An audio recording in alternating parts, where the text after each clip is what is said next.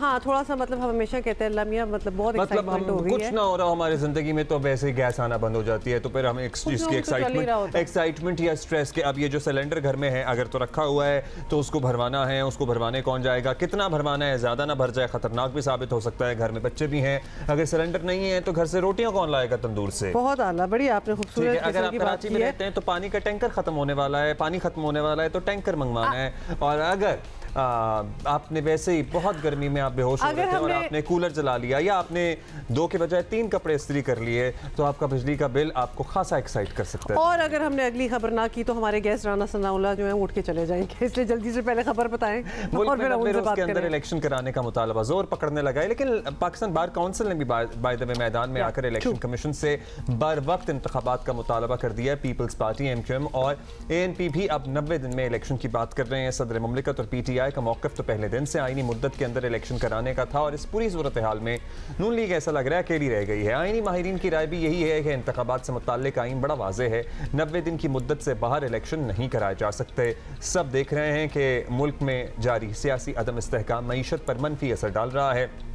कल by the way मेरा इत्तेफाक हुआ निगरान वज़ीर आला सिंध से मुलाकात करने का, उनसे नेचुरली सवाल किया कि सर क्या तैयारी है आपकी, कितने दिन के लिए। उन्होंने कहा जो आइन हमें इजाज़त देता है उसके तहत ही हम रहेंगे, उसी मुद्दत में ये सारा मामला निमटना होगा। तो ऑब्वियसली सारे तो आइन तो 90 दिन की बात करता है। अब देखिए कि क्या होता है, डॉलर रोजाना नए रिकॉर्ड बना रहा है, महंगाई ने आवाम की कमर तोड़ डाली है, बिजली के बिल आवाम को झटके दे रहे हैं, निगरान हुकूमत से वैसे भी क्या तवक्को रखी जा सकती है। ऐसे में बड़ा ज़रूरी है कि अवामी मैंडेट से हुकूमत आए। इलेक्शन के मुतालबे के हवाले से एक माहौल बन तो रहा है, नून लीग को भी कुछ लचक दिखानी चाहिए क्योंकि सियासी इस्तेहकाम मुल्क की ज़रूरत है। बेहतर यही है कि सभी फरीक एक नुक्ते पर मुत्तफिक हो जाएं कि इलेक्शन ही मामलात का हल होता है किसी भी जमहूरी माशरे में। PMLN रहनुमा राना सनाउल्लाह साहब हमारे साथ हैं, अभी भी साथ हैं। Thank you so much for waiting for us. Rana साहब, अब सारी बातें तो आपने सुन ली हैं और अब सूरत हाल ये है कि peoples party, Tehreek Insaf, JUI, MQM और वकला, मतलब एवरीबडी, हर किसी की नुमाइंदा तंजीमें जो हैं वो भी 90 दिन में इलेक्शन मांग रही हैं। सिर्फ मुस्लिम लीग नून ही रह गई है जिसे इलेक्शन इस साल नहीं चाहिए या नहीं नज़र आ रहे होते हुए। तो क्या वजह क्या है, मतलब क्यों डर लग रहा है कि जल्द इलेक्शन हो गए तो क्या होगा?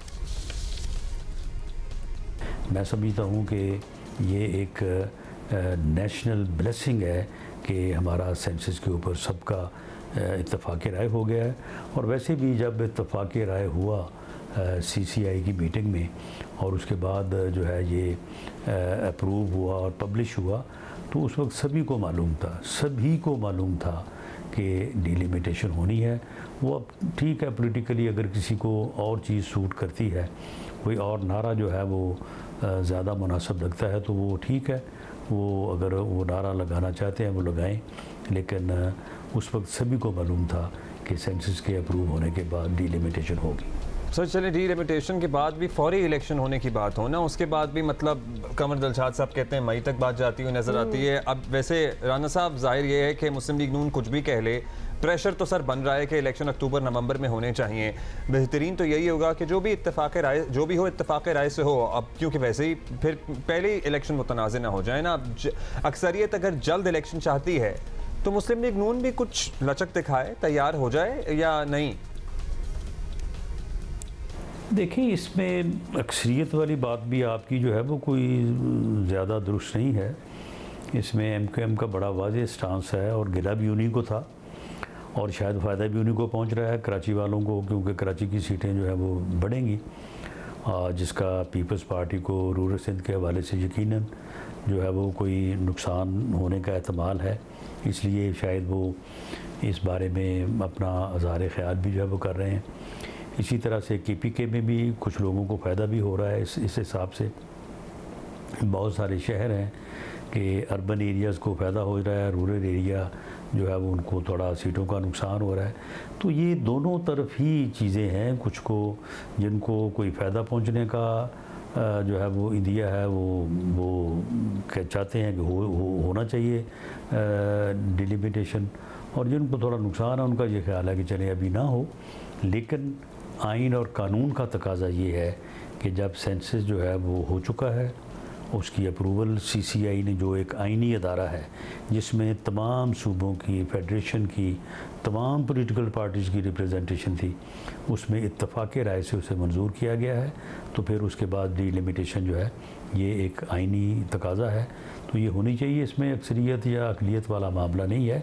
जब ये सेंसस अप्रूव हुआ तो वो अक्सरियत से हुआ, बल्कि अक्सरियत से नहीं, इत्तफाक़ राय से हुआ।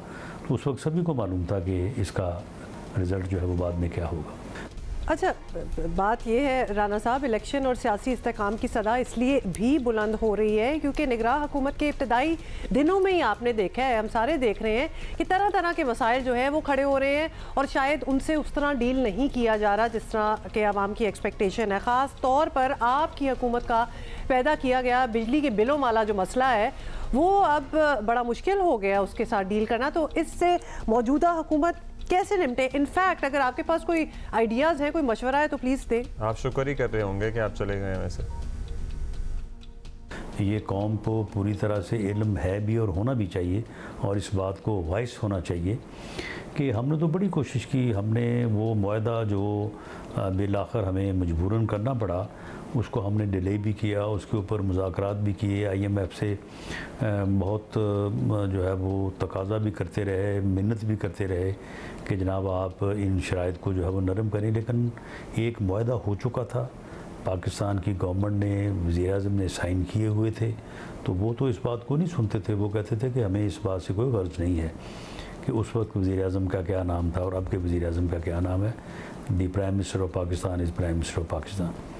तो ये बड़ी मजबूरी की हालत में जो है वो हमें जो है वो ये मुआहदा जो है वो उसको उसकी शराइत को जो है वो इंडोर्स करना पड़ा, वरना नहीं तो फिर ये 2022 में जो है वो मुल्क को डिफ़ॉल्ट के किनारे पे पहुंचा दिया था उन्होंने। तो फिर अगर हम ना करते तो फिर अब आगे डिफ़ॉल्ट हो जाता। तो इसलिए हमने इस मुल्क को बहुत बड़े ख़तरे से बचाया है। अब ये तकलीफ़ है, तंगी है, मुश्किल है, तो इसके ऊपर हमने तो अब भी जो है वो केयरटेकर गवर्नमेंट से भी ये कहा है कि आगे सर्दियों में लोगों के बिल कम हो जाएंगे।